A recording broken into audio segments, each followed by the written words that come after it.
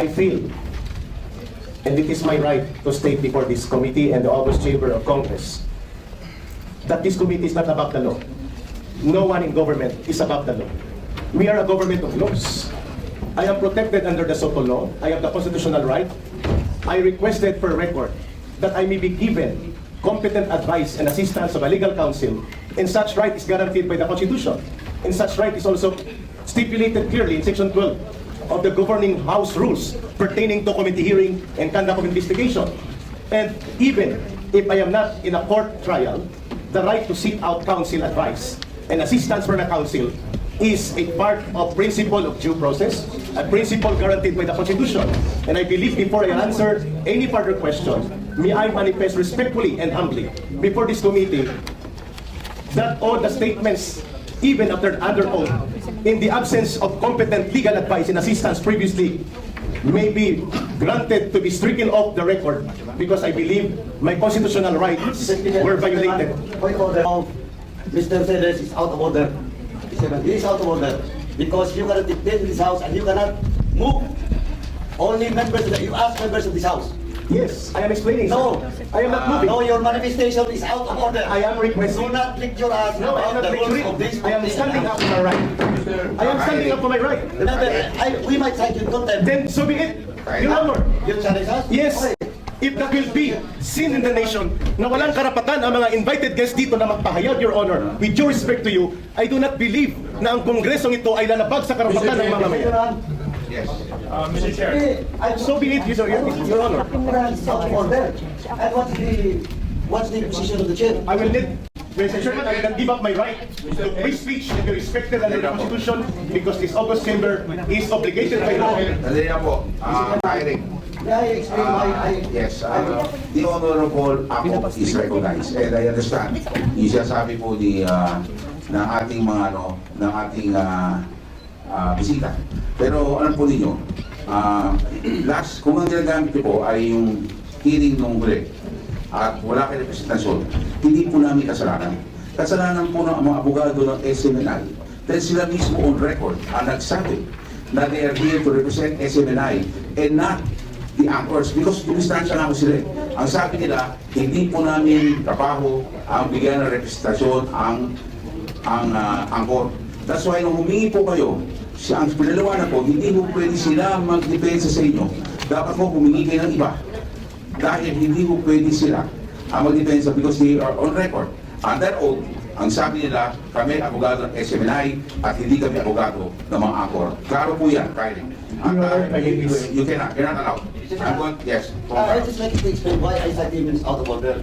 Because he manifested that the previous records, it is taken out of records. And as resource person, they are not allowed. Your Honor, I am going to be detained in this chamber and I am submitting myself before the country in protest. My constitutional rights are violated in this committee. I'm sorry to say, let me be detained in this chamber and decided in contempt. I will not participate if my constitutional right will not be guaranteed. You are not here to decide my constitutional rights. Let me finish. There's a point of order, the Honorable Dr. Finish. What I'm saying, I am not telling you to stop. What I'm saying is, my out of order. Makinig ka. My out of order is all about your manifestation. Straight on out. Patapusin mo ako. Yes, sir. Huwag ka may bastos. Hindi ako bastos, nagpapaliwanag ako. Mr. Chairman, I would just like to correct. I am not stopping him to issue statement. What I'm saying is, and what I'm pointing out of order is the manifestation that the previous statement, the previous record, should be taken out of order. And another rule, he is not allowed to do it. Point of order. Mr. Celis, please be reminded that in this committee and this house, we have rules to follow. Hindi po ba namin sinusunod yung mga rules? Matanong ko nga po. Yes, sir. I feel that is my... I would like to remind you that these rules are supposed to be followed by members of this committee and by the witnesses or resource persons to be present. And one of these rules is that before you can speak, you ask permission from the chairman. Kami nga, hindi kami nagsasalita na walang permission yung chairman. You better follow that rule. Otherwise, baka mapilitan akong gawin yung hindi ko dapat gawin. Now, Mr. Celis, for the last time, Please identify your source. Mr. Chairman, may I be allowed to answer? Mr. Chair, this is the fourth time I ask Mr. Senis this question. And every time I ask him this question, ang laki ng introduction, wala pa rin yung sagot. Pwede po ba this time, pag pinagbigyan natin siya magsalita, sabihin niya na po yung pangalan?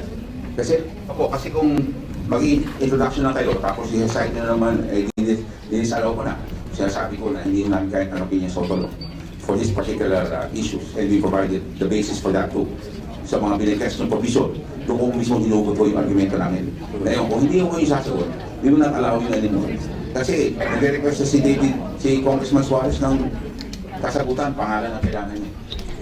Mr. Chairman, may I Bibigay mo kayo ng pangalan o hindi? may I request that I be allowed to confirm with my legal counsel, please? O they're right beside you, they can confirm. May I request for at least a 1-minute conference with him? Please.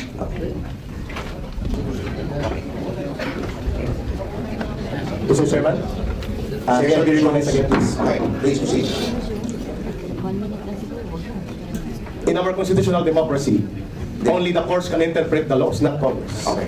So I will not answer that question because I believe Congress does not have the right to interpret laws. Okay. It is with Congress to pass laws, but not to interpret. Salamat po.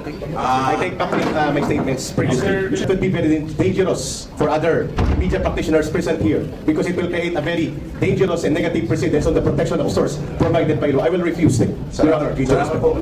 Mr. Question. No, I just want to manifest that the reason that we're suggesting an executive session is to show na tayo naman, hindi naman tayo, na binibigyan natin siya ng pagkakataon na i-reveal. Kung talagang gusto niya pangalagaan, at least an executive session. But it seems ayaw niya pa rin po, Mr. Chair. Mr. Chair, it is very clear that Mr. Celis does not want to answer the question to reveal the source, whether in this inquiry or in this executive session. So therefore, Mr. Chair, under Section 11, the power to contempt, letter E, grounds for contempt is for a resource person refusal to answer any relevant inquiry. Actually, Mr. Chair, Mr. Celis has already violated two provisions of Section 11. The first one, acting in a disrespectful manner, and the second one, which is very more important rather, is his refusal to answer the question in a relevant inquiry. On this note, Mr. Chair, I move to contempt, to cite for contempt Mr. Celis for on these two grounds under Section 11. So move, Mr. Chair. There's a motion. Second motion. There's a second. Any objections? There's a motion, duly seconded. Any objections from any member of this committee? There being no objections, on a unanimous vote, the Eric is cited for Mr. Chairman, may I be recognized? ask the Sergeant of Arms to please take on Eric. Mr. Chairman, Mr. Chairman, can we request the Sergeant at Arms to practice his responsibility after the hearing? Because there's still other details. Mr. Chair, point of order. Yes, the point of order, the Honorable. The motion was for Mr. Celis to be cited in contempt. And I think that's supposed to be a second motion. There was a second. Yeah. No, the motion should be for him to be detained. Where? Because under our law, in contempt of the committee shall be deemed contempt of the House. The person cited in this section may, upon order of the committee, be detained in such place as the chairperson or acting chairperson be designated. In other words, we have to decide where to detain him and for how long, Mr. Chair. That's supposed to be the second motion. I believe with regards to the duration, it will be up to this committee to decide, and of course, to Mr. Celis, kung kailan po nyo sasagutin yung tanong natin, and then maybe we could leave the contempt. But as long as hindi pa niya sinasagot yung tanong natin, the contempt will remain. Mr. Chairman, final statement before niyo po ako ikulong. Mr. Chair, I move for Can I have a final statement, please? Before pa ako magpapakulong, I request the committee. Mr. Chair. Thank you, Mr. Chair. In an earlier motion, Mr. Chair, we have already approved to cite for contempt Mr. Celis. On this note, Mr. Chair, I move to detain him in the premises of Congress. as per our rules on Section 11. So move, Mr. Chair. There's a motion, duly seconded, the chair no objections. The motion of the Honorable Pimentel is, okay? So, Sergeant Barnes. Committee may be given 1 minute, please. In relation to the motion, Oh, can I have because it is required The Honorable two-thirds vote to vote. Paduano, the Honorable Paduano is recognized. Mr. Chairman, ang ano lang, point of inquiry lang, kasi we are not allowed to have a detention for indefinite period of time. So we have to establish how long. And the lifting of such detention will depend on the members of this committee. Of course, with the cooperation of the person in contempt.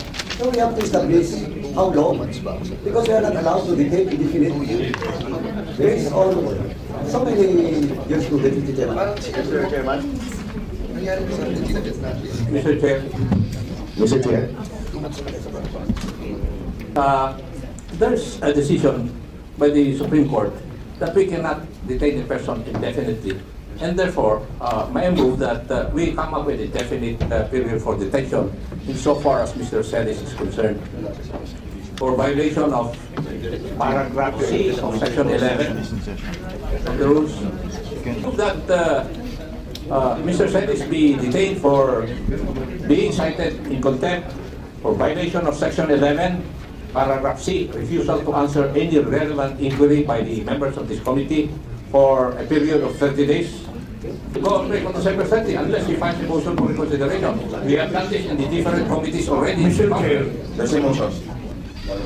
the reason why we cited Mr. Celis for contempt is because he does not want to answer the question. That is precisely why he violated paragraph C. So why will we give him a timeline? Eh kung kahit hindi pala siya sumagot, papalabasin natin si Mr. Celis. The reason why we cited him for contempt, eh gusto na natin nasagutin niya yung relevant inquiry natin, nasagutin niya kung sino yung source niya. So I believe that we should not give a timeline, Mr. Chair. Go amend my previous motion. Therefore, Mr. Chair, I move to detain Mr. Celis, or he was cited in contempt until the adoption of the committee report at the plenary session, Mr. Chair. So move. Okay, so that is It's also an amendment to the motion of the Honorable Ako early on. There's a motion amending the motion of the Honorable Ako. Any second? Seconded? The chair hearing no objection, the chair adopts and approves the motion of the Honorable Johnny Pimentel. So the Sergeant of Arms is hereby directed to enforce the decision of this committee. Mr. Chairman, there will be a comment in the chair. Session suspended. Attorney Turki. Thank you for this Kangaro Court. Session suspended. Thank you for this Kangaro Court.